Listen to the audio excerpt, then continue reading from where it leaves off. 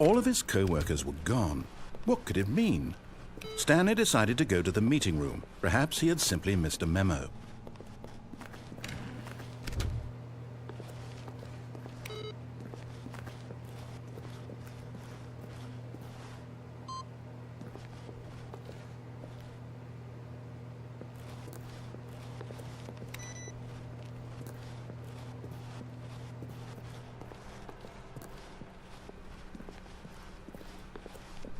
When Stanley came to a set of 2 open doors, he entered the door on his left.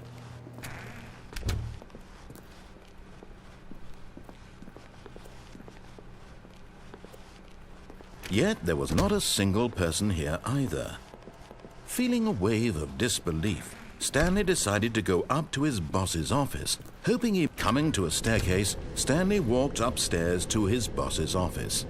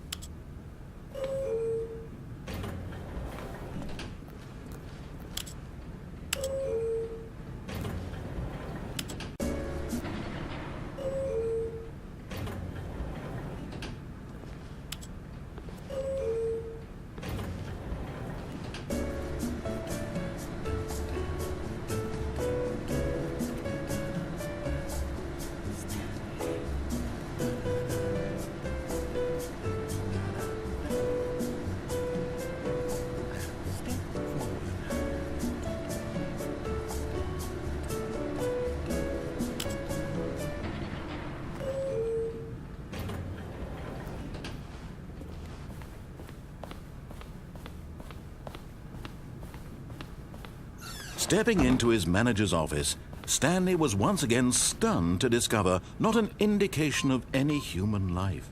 What could it mean? Stanley was in such a rush to get through the story as quickly as possible, he didn't even have a single minute to just let the narrator talk. That kind of anxiety isn't healthy, so he relaxed for a few moments with some calming New Age music.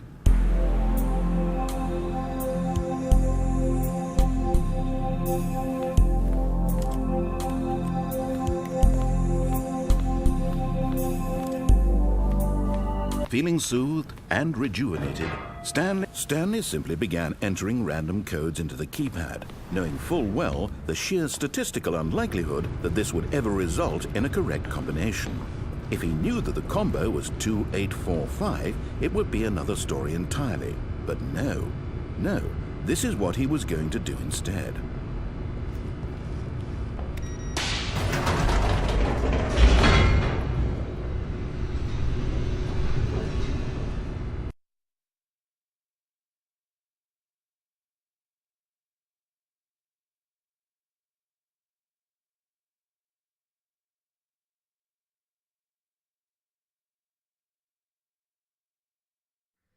Descending deeper into the building, Stanley realized he felt a bit peculiar. It was a stirring of emotion in his chest, as though he felt more free to think for himself, to question the nature of his job. Why did he feel this now, when for years it had never occurred to him? This question would not go unanswered for long.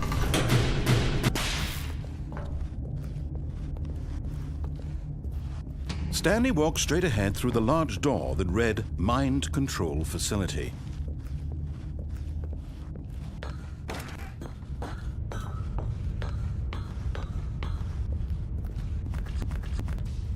The lights rose on an enormous room packed with television screens. What horrible secret did this place hold? Stanley thought to himself. Did he have the strength to find out?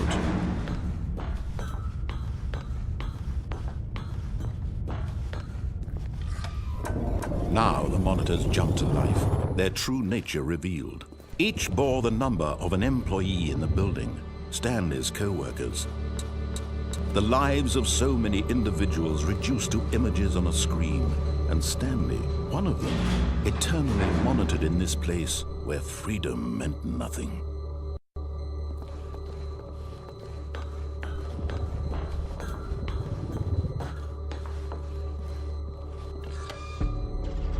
This mind control facility, it was too horrible to believe. It couldn't be true.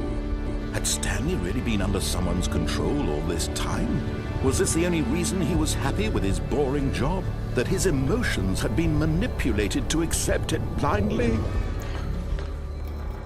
No, he refused to believe it. He couldn't accept it. His own life in someone else's control? Never!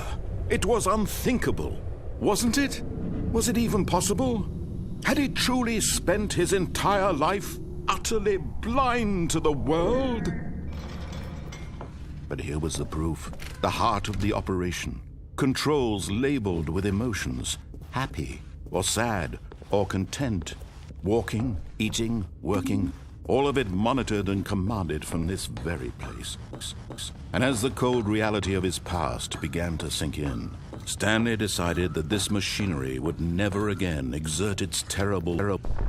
Oh, Stanley, you didn't just activate the controls, did you? After they kept you enslaved all these years, you go and you try to take control of the machine for yourself. Is that what you wanted? Control? Oh, Stanley, I applaud your effort, I really do. But you need to understand, there's only so much that machine can do. You were supposed to let it go. Turn the controls off and leave. If you want to throw my story off track, you're going to have to do much better than that.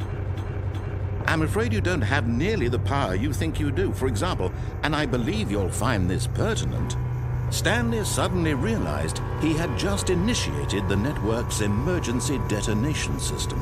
In the event that this machine is activated without proper DNA identification, nuclear detonators are said to explode, eliminating the entire complex. How long until detonation then? Let's say 2 minutes. Now this is making things a little more fun, isn't it, Stanley? It's your time to shine. You are the star. It's your story now. Shape it to your heart's desires. Oh, this is much better than what I had in mind. What a shame we have so little time left to enjoy it. Mere moments until the bomb goes off. But what precious moments each one of them is. More time to talk about you, about me, where we're going, what all this means. I barely know where to start. What's that? You'd like to know where your co-workers are? A moment of solace before you're obliterated? All right, I'm in a good mood. You're going to die anyway. I'll tell you exactly what happened to them. I erased them. I turned off the machine. I set you free. Of course, that was merely in this instance of the story. Sometimes when I tell it, I simply let you sit there in your office forever, pushing buttons endlessly and then dying alone.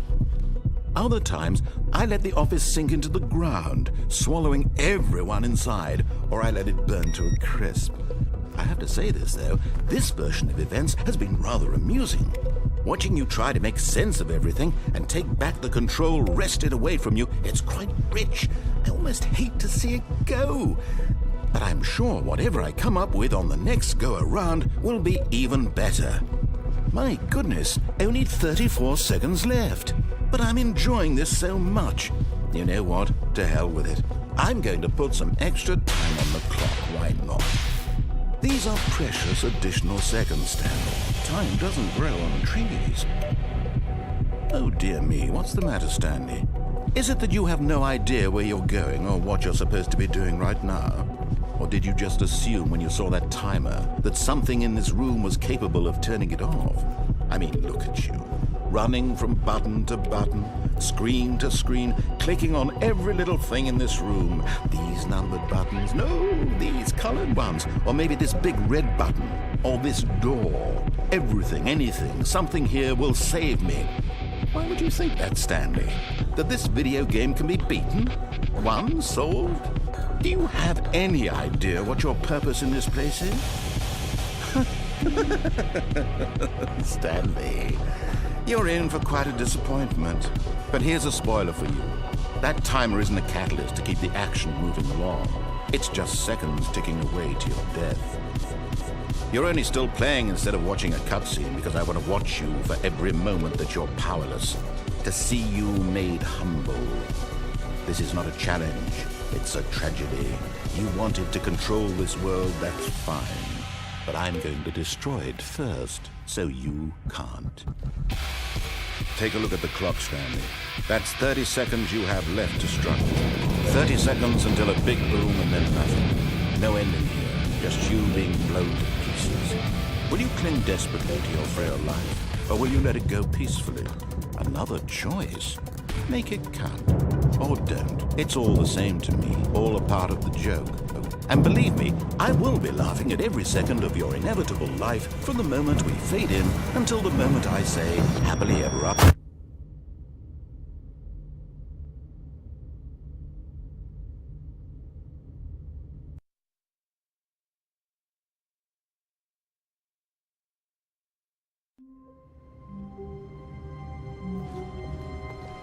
All of his co-workers were gone. What could it mean? Stanley decided to go to the meeting room. Perhaps he had simply missed a memo.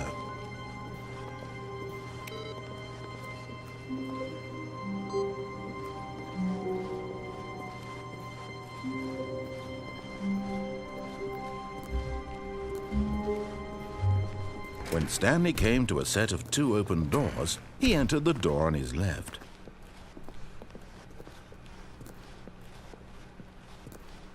Yet there was not a single person here either. Feeling a wave of disbelief, Stanley decided to go up to his boss's office. Coming to a staircase, Stanley walked upstairs to his boss's office.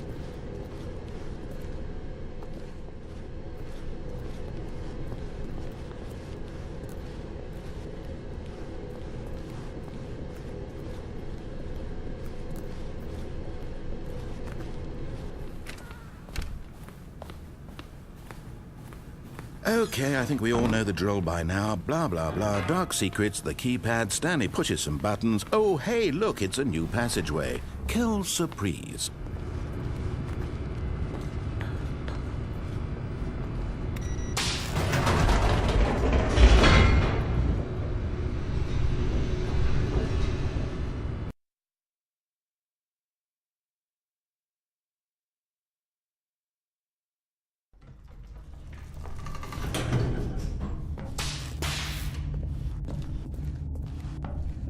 Stanley walked straight ahead through the large door that read Mind Control Facility.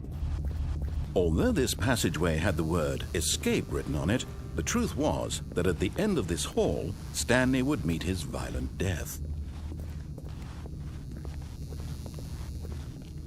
The door behind him was not shut. Stanley still had every opportunity to turn around and get back on track. At this point, Stanley was making a conscious, concerted effort to walk forward and willingly confront his death.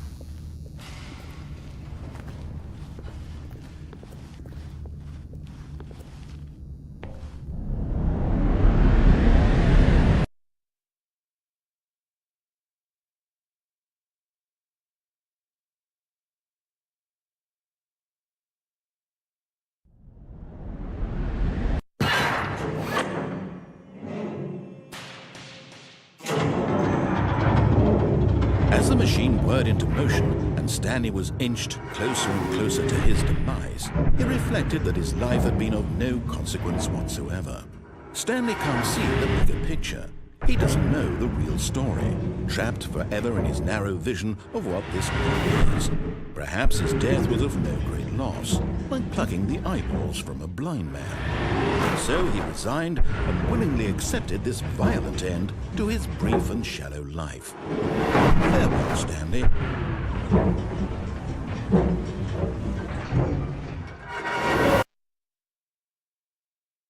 "Farewell, Stanley," cried the narrator, as Stanley was led helplessly into the enormous metal jaws.